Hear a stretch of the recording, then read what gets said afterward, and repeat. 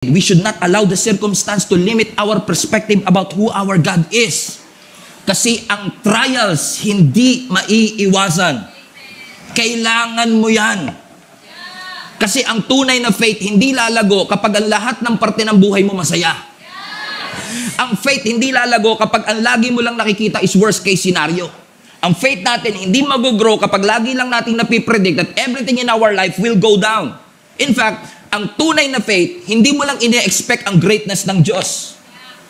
Ang tunay na faith, nagtitiwala ka na kahit hindi mag-provide ang Diyos, nagtitiwala ka that you will overcome whatever circumstance that you are in.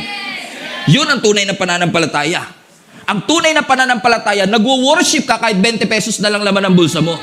Ang tunay na pananampalataya, nagtitiwala ka sa Panginoon na kahit nararamdaman mo pa yung sintomas ng arthritis, pinagaling ka na ng ating Panginoon. That's real faith. That's real faith. Na kahit pakaramdam mo, sagwan ka ng sagwan, wala ka na pupuntahan, and you are in a place that you don't expect to be.